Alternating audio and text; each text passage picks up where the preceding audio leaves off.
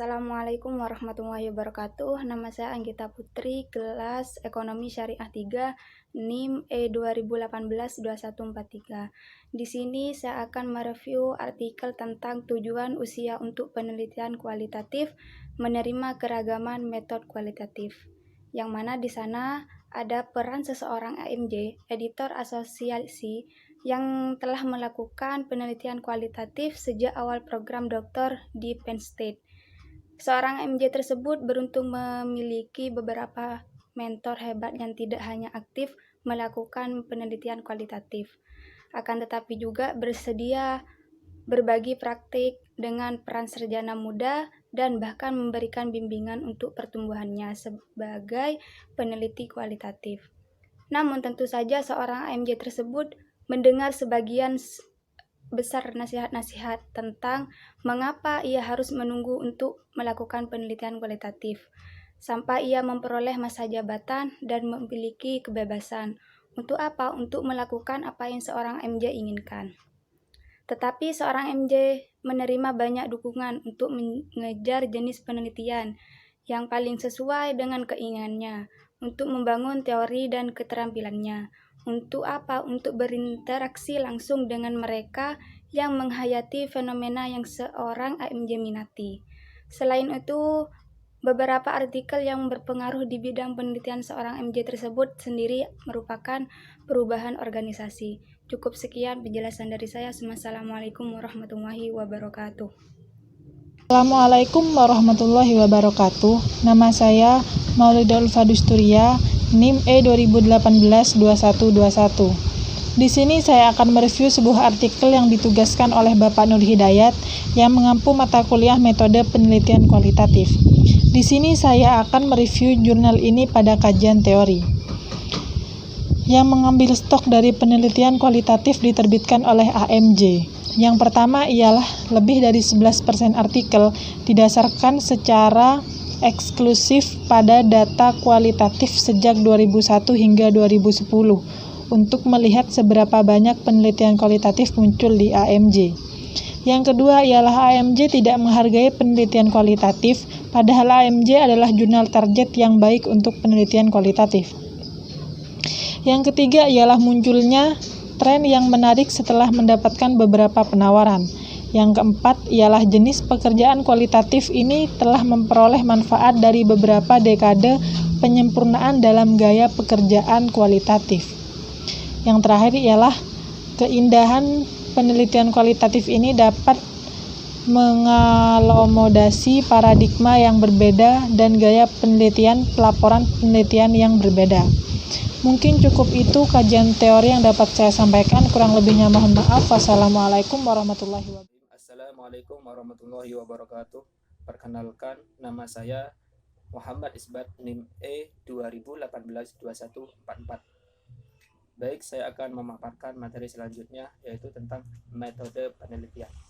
Kekerapan dengan fenomena ketertarikan ini pembaca dapat melihat dunia melalui mata peneliti yang seringkali menangkap pengalaman informasi. Apa yang dapat dilakukan peneliti kualitatif yang seringkali tidak dapat dilakukan oleh peneliti kuantitatif. Hal ini karena pembaca akan dibawa lebih dekat ke fenomena sosial yang sedang dipelajari. Sebagian besar peneliti kualitatif mengambil datanya dari beberapa kombinasi sumber arsip, wawancara, dan observasi. Tetapi kami terbuka untuk wawasan yang lebih dari sumber yang lebih beragam seperti narasi, foto, artefak, organisasi, atau bahkan interaksi nonverbal. Dan kita harus mendorong tidak hanya beragam dalam apa yang dianalisis, tapi juga dalam apa pertanyaan peneliti diminta. Peneliti kualitatif memiliki kesempatan untuk mengajukan pertanyaan penelitian baru atau bahkan menantang pertanyaan yang telah mereka atau orang lain tanyakan. Kita juga harus memikirkan yang baru dan analisis data yang bervariasi. Misalnya, saya senang membaca studi longitudinal karena dapat menangkap proses perubahan organisasi. 6 metode kualitatif bisa mencapai dinamika temporal yang tidak bisa dilakukan oleh peneliti kuantitatif. Plus, Analisis semacam itu memungkinkan peneliti untuk juga mengeksplorasi dinamika di berbagai tingkat analisis yang menantang untuk dianalisis kuantitatif. Baik, sekian dari saya. Mungkin bisa saya kembalikan kepada moderator. Assalamualaikum. Saya Indah Fitria, NIM E 2018-2109. Di sini saya akan menjelaskan mengenai pembahasan pada jurnal, di mana teori kontribusi ini melibatkan temuan yang sifatnya fundamental tentang suatu fenomena dan dalam mewujudkannya butuh bantuan para sarjana. Serta kontribusi ini mengkaji teori atau asumsi yang sebelumnya. Penelitian kualitatif diharapkan dapat memajukan percakapan ilmiah serta kepada para peneliti diharapkan dapat transparansi dalam keikutsertaannya dan dijadikan kesimpulan sebagai bukti. Dan tentunya suara dari peneliti dapat diakui dalam hal menyampaikan hubungan antar data dan teori. Dan tidak ada metodologi tunggal yang tepat untuk mengatur atau menganalisis data, melainkan logika dalam metode yang menyatukan pertanyaan, penelitian, pengumpulan data, analisis, dan kontribusi teoritis.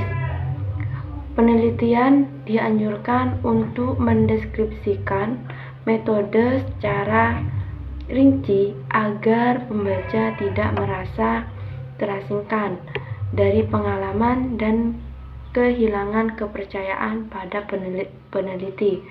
Sekian penjelasan dari saya.